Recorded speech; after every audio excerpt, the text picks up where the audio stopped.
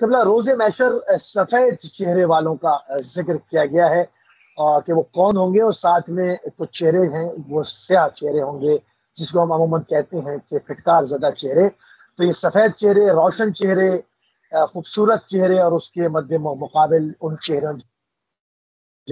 لعنت اور پھٹکار پڑی ہوئی ہے، ان کو سیاہ چہرے کہا گیا۔ یہ کون لوگ ہیں؟ جی، اسی سورہ آل عمران کی 106 اور 7 نمبر آیت میں پروردگار ارشاد فرما رہا ہے، یوم تبیض وجوہ و تسود وجوہ، کے روز قیامت کچھ چہرے سفید اور روشن ہوں گے اور کچھ چہرے سیاہ ہوں گے۔ فَأَمَّا الَّذِينَ اسْوَدَّتْ وُجُوهُهُمْ أَكَفَرْتُمْ بَعْدَ ایمانکم، تو جن کے چہروں پہ پھٹکار پڑی ہوگی اور سیاہ ہو جائیں گے اس خدا کی لعنت کی وجہ سے، تو ایسے چہروں سے جو ہے وہ کیا وجہ کیا ہے؟ خدا فرما رہا ہے کہ جن کے چہرے سیاہ ہوں گے، کیا تم نے ایمان کے بعد کفر کیا ہے؟ فذوقوا العذاب بما کنتم تکفرون، تو اب عذاب کو چکھو جو تم کفر کرتے تھے۔ واما الذین ابیضت وجوہہم ففی رحمت اللہ، تو جن لوگوں کے چہرے روشن ہوں گے وہ خدا کی رحمت میں ہوں گے، ہم فی خالدون، اور اس میں ہمیشہ رہیں گے۔ اس آیت کے ضمن میں جو ہے جو روایات ذکر ہوئی ہیں ان میں سب سے پہلی روایت تفسیر قمی کی ہے، اور اس میں امام علیہ السلام اور جناب ابو ذر غفاری سے رسول خدا سے روایت کرتے ہیں جناب ابو ذر، اور فرماتے ہیں یارد علیہ امت یوم القیامہ علی 5 رایات، رسول خدا نے فرمایا کہ میری امت روز قیامت 5 جھنڈوں کے ساتھ آئے گی۔ فرایا ما اجل حاضل امہ، ایک جو جھنڈا ہوگا اس امت کے بچھڑے کے ساتھ ہوگا۔ فاسألہم عن الثقلین، تو ان لوگوں سے جب میں پوچھوں گا ثقلین کے بارے میں کہ من بعدی، کہ قرآن اور اہل بیت کے ساتھ میرے بعد آپ لوگوں نے کیا سلوک کیا، فیقولون اما الاکبر فحرفناہ، تو میری امت کا یہ پہلا گروہ کہے گا کہ قرآن کی تو ہم نے تحریف کر دی، ونبذناہ وراء ظہورنا، اور ہم نے قرآن کو اپنے پشتوں کے پیچھے پھینک دیا۔ واما الاصغر فعادیناہ وابغضناہ وقتلناہ،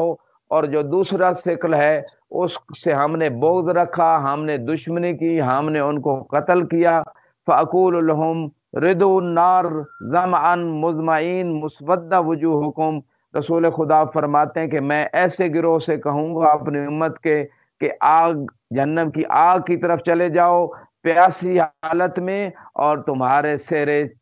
اپنا سیاہ اور پھٹکار کی حالت میں تم جہنم کی آگ کی طرف چلے جاؤ۔ اور پھر دوسرا علم آئے گا اور اس کے ساتھ اس امت کا فرعون ہوگا، تو ان لوگوں سے میں کہوں گا کہ تم لوگوں نے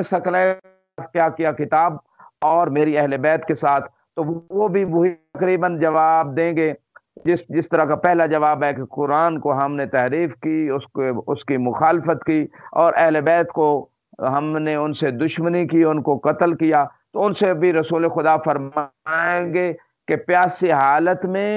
سیاہ چہروں کے ساتھ جہنم میں چلے جاؤ۔ اور پھر تیسرا جو ہے علم آئے گا، ایک تیسرا گروہ اس امت کا رسول خدا کی امت میں سے آئے گا،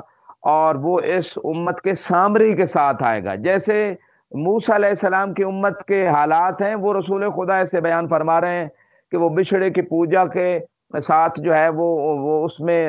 شرک کی طرف چلے گئے، اور موسیٰ علیہ السلام 40 دن فقط گئے تھے، 30 دن کا وعدہ کر کے، فقط 10 دن زیادہ خدا نے مدت بڑھائی امت کا امتحان لینے کے لیے، غائب ہوئے، تو امت اتنی گمراہ ہو گئی۔ اور موسیٰ علیہ السلام کے وصی بھی موجود تھے جناب ہارون، امت کے درمیان قرآن میں پورا واقعہ موجود ہے۔ 10 دن کے اندر پوری امت میں سے چاند لوگ رہ گئے، بچھڑے کی پوجا کرنے لگے۔ یہی اشارہ رسول خدا فرما رہے ہیں کہ میری امت بھی میرے بعد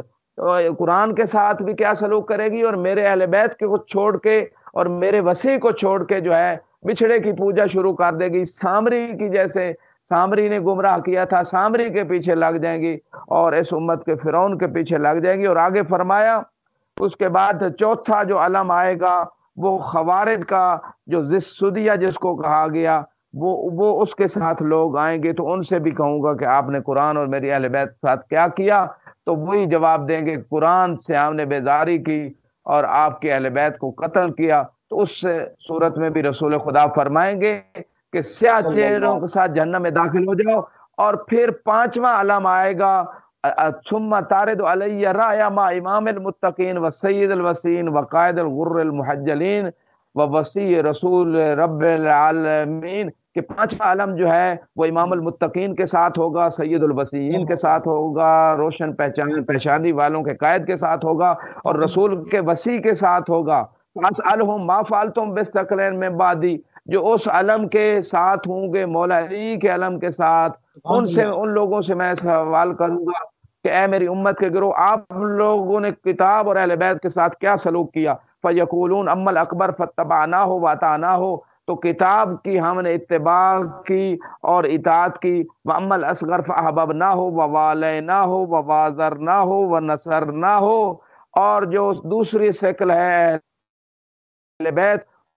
محبت کی، ان کی ولایت کا اقرار کیا، ان کی ہم نے نصرت کی، حتی احریقت فیہ دماؤنا، اہل بیت کی محبت کی وجہ سے، اہل بیت کی نصرت کی وجہ سے ہمارا خون بہایا جاتا رہا یا رسول اللہ۔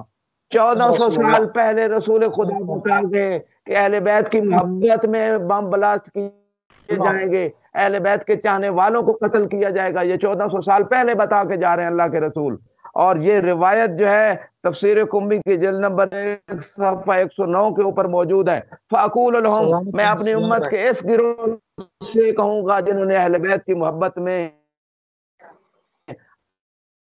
کہوں گا رد الجنہ رواعن مرویین، جنت میں چلے جاؤ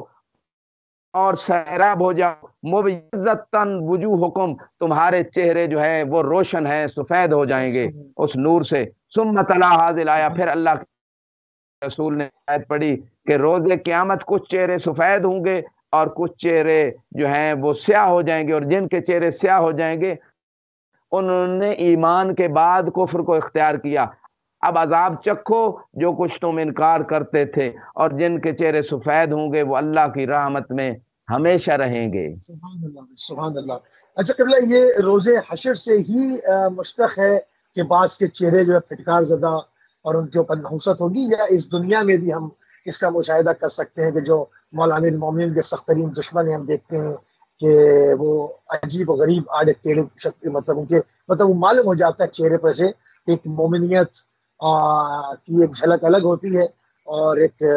نحوست ایک الگ چیز ہوتی ہے۔ کیا یہ صرف روز محشر سے مشتق ہے یا آج بھی ہم اس کا مشاہدہ کر سکتے ہیں؟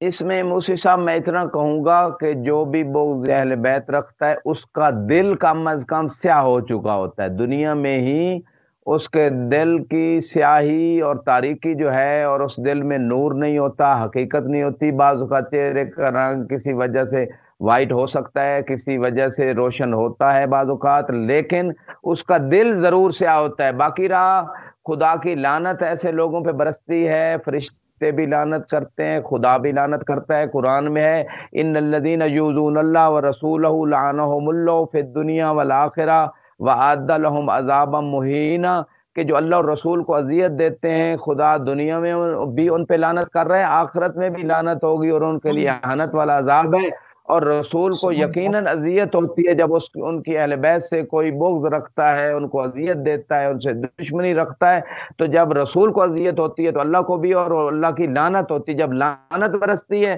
تو پھر رحمت سے یہ لوگ دور ہوتے ہیں، تو تباً وہ ان چہروں پہ خاص قسم کی پھٹکار پڑتی ہے جو اہل نظر ہی دیکھ سکتے ہیں۔ جی موسی صاحب۔